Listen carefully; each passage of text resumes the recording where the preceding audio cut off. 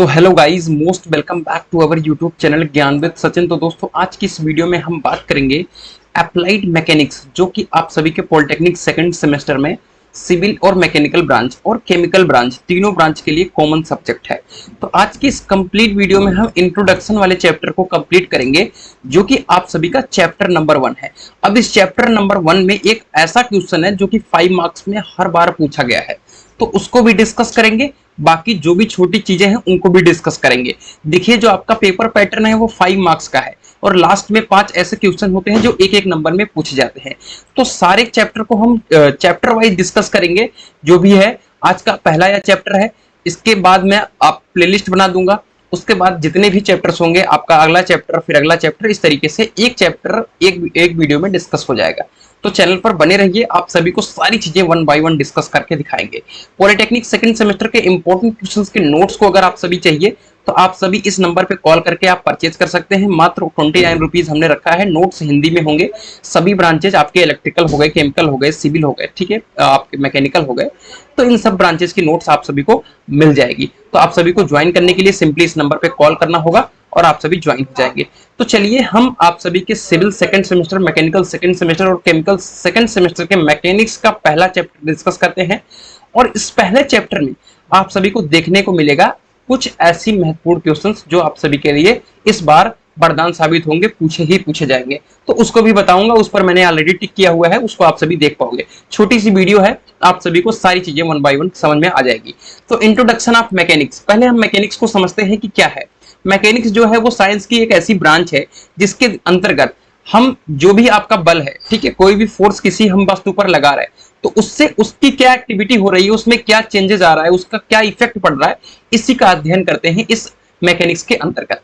कुछ नहीं है, कोई भी आपकी एक रिजिड बॉडी ले लो, आप कोई भी एक रिजिड बॉडी ले लो, इस पर आपका जब फोर्स लगाओगे, ठीक है, या आप सभी इस पर कुछ भी एक्टिविटी करोगे, ठीक है, तो उससे क्या इफेक्ट निकलने वाला है, उसी का यहाँ पर हम स्टडी करने वाले हैं मैकेनिक्स के अंतर्गत। इतना है मैकेनिक्स में, और कुछ नहीं है। अब मैकेनिक्स की हम ब्रांचेस देखें तो क्या क्या है। मैकेनिक्स को हम पहले 2 ब्रांचेस में डिवाइड करते हैं, एक स्टैटिक्स और एक डायनेमिक्स, मतलब स्थिति विज्ञान और गति विज्ञान।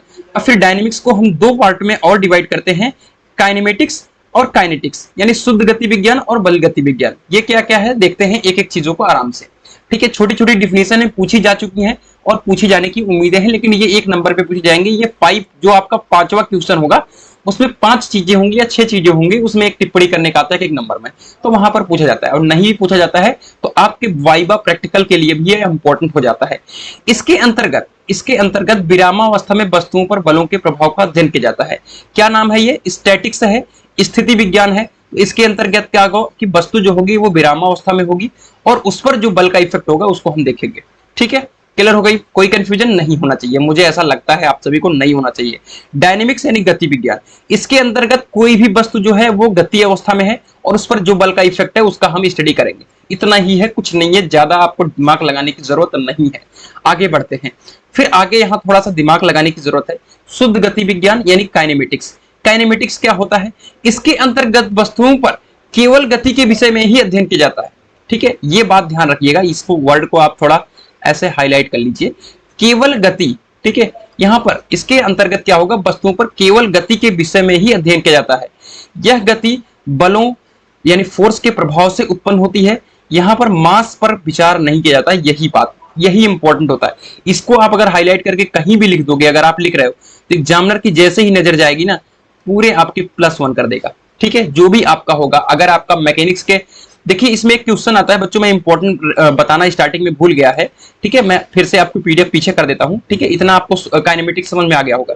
आप सभी से पूछता है कि मैकेनिक्स की बारे में बताइए, मैकेनिक्स का उपयोग बताइए और मैकेनिक्स के पार्ट को बताइए। तो ये 5 मार्क्स में भी क्वेश्चन बना है, तो ऐसे ही आपको सारी चीजें डायग्राम सहित बनानी होंगी, तो आपके पूरे 5 मार्क्स कंप्लीट होंगे, ठीक है। दिक्कत नहीं लीजिए, ऐसे ही बनाना है आपको, इसलिए मैं सारी चीजों को नोट्स के माध्यम से ही पढ़ाता हूँ, ठीक है। चीजें मैं कहीं और से लिखता नहीं, बस अपने चीजों को मैं बनाता हूं, उसके बाद आप सभी तक रिप्रेजेंट करने की कोशिश करता हूं, ठीक है। अगला है हमारा बल गति विज्ञान, काइनेटिक्स। इसके अंतर्गत गति के साथ साथ बल तथा द्रव्यमान पर भी विचार किया जाता है। तो यहाँ पर एक ही चीज ध्यान में रखने वाली चीज होगी कि यहाँ पर मास और फोर्स दोनों को इंक्लूड किया जाता है, ठीक है। यहाँ पर मास और फोर्स दोनों को इंक्लूड किया जाता है और यहाँ पर केवल गति और यहाँ पर मास पर विचार नहीं किया जाता है। इतनी चीज को आपको ध्यान में रखना होगा, बस इतना ही था।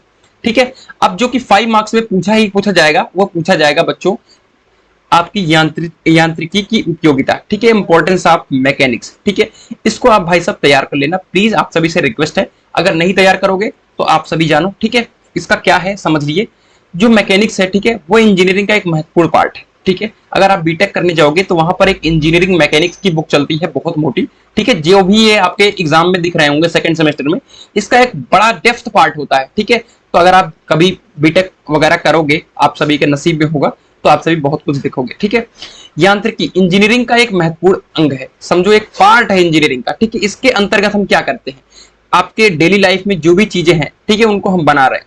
ठीक है, तो उसके बारे में समझते हैं। कैसे समझते हैं कि कोई भी आपकी गाड़ी बनाई जा रही है, ठीक है, कोई भी आपकी गाड़ी बनाई जा रही है, तो उसके बारे में हम समझेंगे कि टेस्टिंग करेंगे कि इस पर 3 से ज्यादा लोग बैठेंगे कि 4 लोग बैठेंगे, मतलब ये कितनी लोड को सहन कर पाएगी। ठीक है, कितना एवरेज देगी, तो सारी चीजों को 1 बाय 1 डिस्कस करते हैं। यही आपकी मैकेनिक्स है। इसके अंतर्गत अगर आप 3rd सेमेस्टर मैकेनिकल में जाएंगे तो आपको एक सब्जेक्ट मिलेगा मॉस, और सिविल वालों को मिलेगा सॉम। तो वहां पर आप देखोगे कि एक जो आपकी मोटरसाइकिल होती है उस पर 9 से अधिक लोग बैठ सकते हैं। ठीक है, लेकिन उस पर 3 लोगों को ही अलाउ किया जाता है। क्यों? क्योंकि उसका लगभग 1/3 रेशियो चीज को हम, मतलब कोई भी कंपनी होगी तो उसको टेस्ट करती है। ठीक है, उसको टेस्ट करेगी, उसके बाद वो बताएगी कि इसका अगर इसमें लगभग 70 लोग बैठ सकते हैं, यानी 70% कैपेसिटी है, तो उसका लगभग 30% ही हम बैठाने की कोशिश करते हैं। तो ये आपकी यांत्रिकी की उपयोगिता हो गई। ठीक है, चलिए आगे भी कुछ लिखा है। मशीन या मैकेनिज्म के किसी पुर्जे, ढांचे या उसके अवयव के निर्माण के लिए सर्वप्रथम उस अंग पर लगने वाले बलों को ज्ञात करते हैं। इस पर कितना फोर्स लग रहा है, फोर्स लगने पर ये रिजिड है, ये दब तो नहीं जाएगा, इसके बारे में अध्ययन करेंगे। फिर इनके प्रभाव के आधार पर साइज और उसके पदार्थ निश्चित किए जाते हैं। इसके लिए अभियांत्रिकी के मूल सिद्धांतों का प्रयोग करते हैं। ये था कुछ बेसिक। अब इसमें आगे भी कुछ लिखा हुआ है।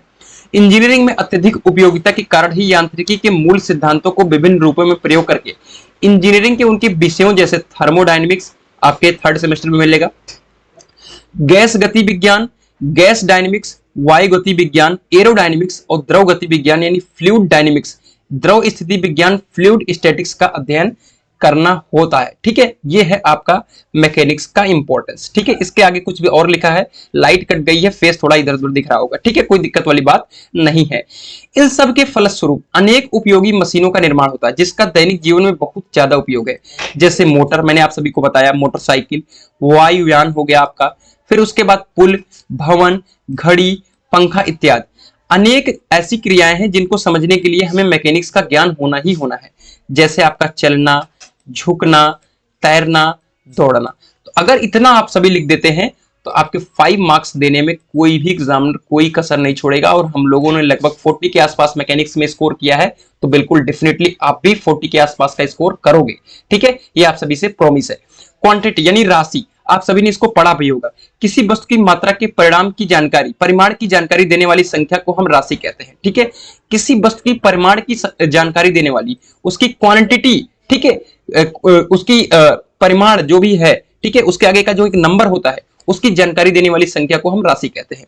समय, ठीक है, समय हो गया आपका एग्जाम्पल में तापमान, द्रव्यमान, त्वरण और रेखीय त्वरण और संवेग हो गया। ठीक है, चलिए आपका टाइप्स ऑफ क्वांटिटी आता है। इसमें कौन कौन सी क्वांटिटी है, स्केलर और आपकी वेक्टर, सदिश राशि और अदिश राशि, इसको आपने बहुत पढ़ा होगा। ठीक है, वे भौतिक राशि है जिनको व्यक्त करने के लिए केवल परिमाण की आवश्यकता होती है। ठीक है, उन्हें अदिश राशि कहते हैं। और वह राशि है जिनको व्यक्त करने के लिए परिमाण के साथ साथ दिशा भी बताना होता है, उसे हम सदिश राशि कहते हैं। ठीक है, अब सदिश राशि में एक आप सभी को इंपॉर्टेंट चीज बताता हूं जो कि वह से रिलेटेड है। ठीक है, वह से रिलेटेड है, वही आपका सदिश राशि है। इसको याद करने के तरीका, जैसे बल है, वह से है, वेग है, त्वरण है, विस्थापन है, तनाव है, तो जो भी वह से लगभग आता है तो समझो वो सदिश राशि है। अगर कभी पहचानने के लिए आता है या मिलान करने के लिए आता है, जैसे हमारे 3rd सेमेस्टर में मॉस में ऐसे आ गया था, तो उसमें ऐसी चीजों को समझना जरूरी होता है। ऐसे ट्रिक बहुत इंपॉर्टेंट हो जाते हैं।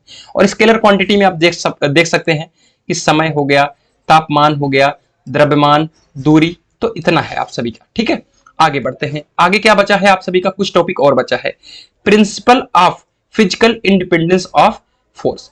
किसी पिंड पर एक साथ अनेक बल कार्य करते हैं तो इनमें से प्रत्येक बल पिंड पर अपना प्रभाव स्वतंत्र रूप से इस प्रकार डालता है कि अन्य बल पिंड पर न लगे हों। ठीक है, चलिए इसका मतलब समझते हैं कि जब किसी पिंड पर एक साथ अनेक बल कार्य कर रहे हैं, ठीक है, समझो ये कोई पिंड है, इस पर कोई मतलब अनेक बल एक साथ कार्य कर रहे हैं, तो इनमें से प्रत्येक बल पिंड पर अपना प्रभाव स्वतंत्र रूप से इस प्रकार डालता है कि अन्य बल पिंड पर न लगे हों। इसका एक सिंपल सा अगर मैं एग्जांपल दूं कि किसी चीज को धक्का अगर मैं कई लोग मार रहे हैं, तो एक लोग ऐसे हैं जो सोच रहे हैं, उसमें से एक बल ऐसा है जो सोच रहा है कि कोई और बल है जो वो पिंड पर न लगे, मैं अकेले ही सारा कुछ कर जाऊं। जैसा कि आप सभी देख सकते हैं कि प्रिंसिपल ऑफ फिजिकल इंडिपेंडेंस, मतलब खुद से वो स्वतंत्र है कि एक ही लोग लगाते हैं उस पर, यही आपका physical of independence of forces एक बार पूछा गया है। मैंने बेसिक से दो चीजें रख दी यहाँ पर। बॉडी क्या है? किसी पदार्थ का वह भाग जो कई कणों से मिलकर बनता है तथा निश्चित स्थान घेरने के साथ साथ उसके मास और आयतन निश्चित होते हैं, यही आपकी बॉडी है।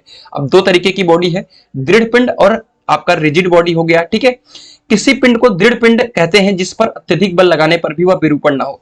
भाई कोई भी है, ठोस है, ज्यादा मतलब आप दबाओगे या किसी चीज से दबा रहे हो फिर भी उसमें कोई चेंज नहीं आ रही, तो वो दृढ़ पिंड हो गया। ठीक है, चलिए रिजिड बॉडी है, वास्तव में कोई दृढ़ पिंड होना संभव नहीं है, मतलब कोई ना कोई ऐसा यंत्र होगा जिसके माध्यम से उस पिंड को तोड़ा जा सकता है।